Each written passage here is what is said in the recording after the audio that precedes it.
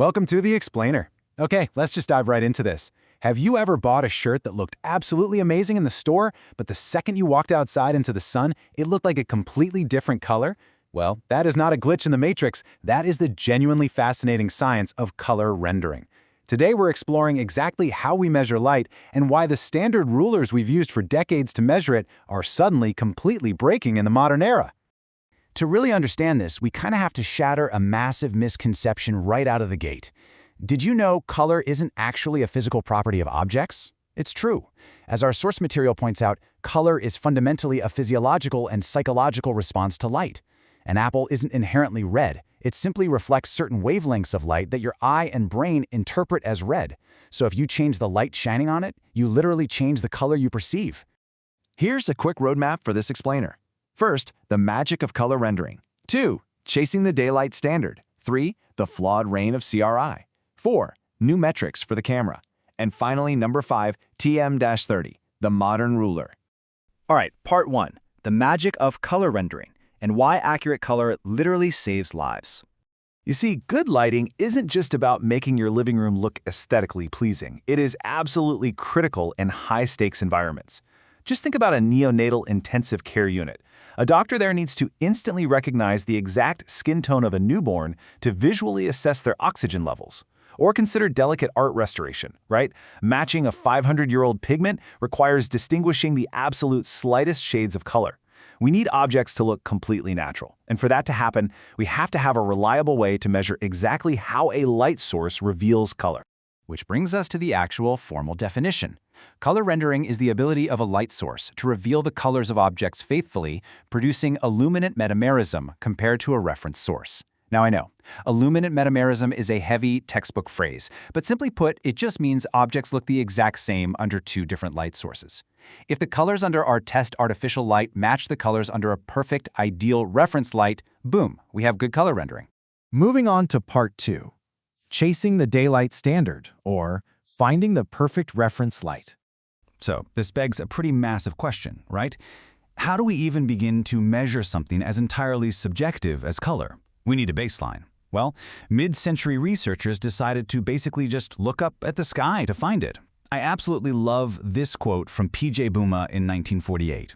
He noted that daylight displays a great variety of colors, makes it easy to distinguish slight shades, and makes the colors of objects around us obviously look natural. It was the perfect universal benchmark. Natural daylight officially became the ultimate reference light against which all artificial bulbs would be judged. But here's the catch. How do you actually compare a glowing artificial bulb to the sun? Back in the mid-20th century, two very different scientific philosophies emerged. The European approach was strictly physical. They wanted to use instruments to measure the actual light waves, which is known as the spectral power distribution. The North American approach, however, was highly subjective. They wanted to study the colorimetric effect of illuminance on real objects, heavily relying on panels of actual human observers to look at things and evaluate them. Section 3. The flawed reign of CRI, the original broken ruler.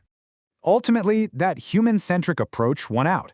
In 1974, the International Commission on Illumination officially created the Color Rendering Index, or CRI. And for almost 40 years, it was essentially the only ruler we had.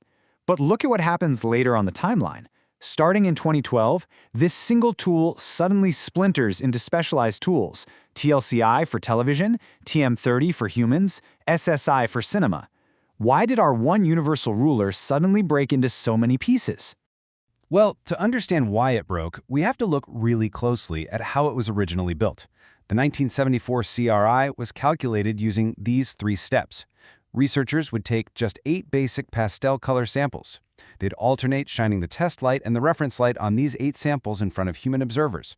Then they would map the visual differences in a mathematical color space and just average the 8 subscores to get a final number. A perfect 100 meant the artificial light matched daylight perfectly. But there was a glaring problem with this. 8 simple pastel colors evaluated by human eyes worked totally fine for old-school incandescent bulbs. But today, CRI is widely acknowledged as fundamentally flawed. And what broke it? The advent of modern LED lighting. You see, LEDs don't produce light in a smooth, continuous curve like the sun does. They have these sharp spikes and deep gaps in their color spectrum.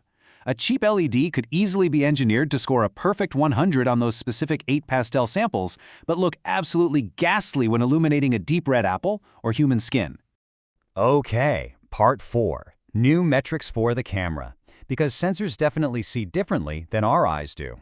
When these spiky LEDs started taking over, the broadcasting and film industries literally panicked. Their expensive footage was suddenly looking terrible under so-called high CRI lights. So they were the first to build a new ruler. The European Broadcasting Union introduced TLCI, the Television Lighting Consistency Index, in 2012. Instead of using a human panel, TLCI mathematically simulates an average HD TV camera and display.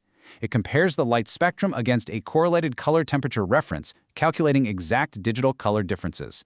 It was a massive, absolutely necessary upgrade from the human-centric CRI to ensure your favorite television broadcasts didn't look completely distorted. But cinema, Hollywood, they needed something even more robust. Digital cinema cameras and chemical film just don't process light the exact same way standard HD TVs do. So in 2016, the Academy of Motion Picture Arts and Sciences created SSI, the Spectral Similarity Index. Now what's really interesting here is that SSI completely ditches color samples altogether. It doesn't use the 8 pastels of CRI, and it doesn't simulate a standard camera like TLCI. Instead, it purely and directly compares the raw spectral power distribution, the actual physical light waves of the test source against the reference. If your head is spinning from this total alphabet soup of acronyms, let's just map it out by looking at who uses what. TLCI is the tool for broadcasters simulating an HD TV camera. SSI is the tool for cinema and film comparing raw spectral power. And finally, sitting right there at the bottom is the brand new metric designed strictly for human visual perception, TM-30. Which brings us to our final section, Part 5, TM-30, the modern ruler, going beyond mere fidelity. While the camera operators got their fancy new rulers, lighting designers for architectural and human spaces desperately needed an upgrade from the 1974 CRI as well.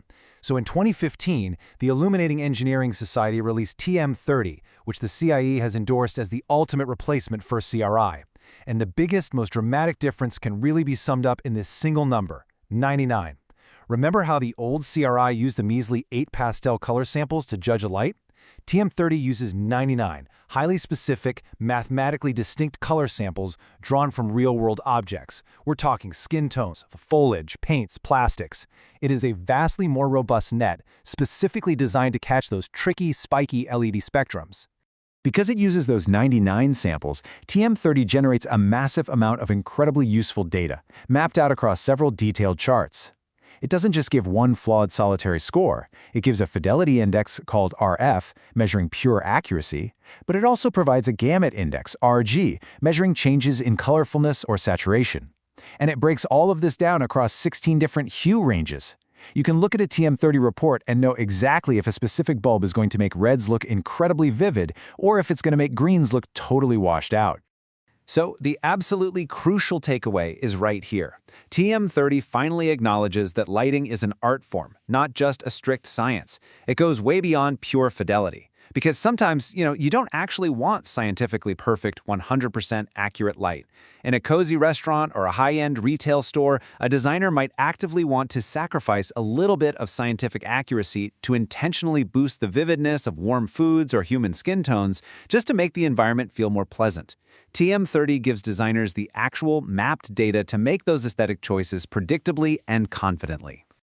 We've covered a lot of fascinating ground today, from the high stakes of neonatal care all the way to the splintering rulers of the modern lighting industry. So I'm going to leave you with this final thought.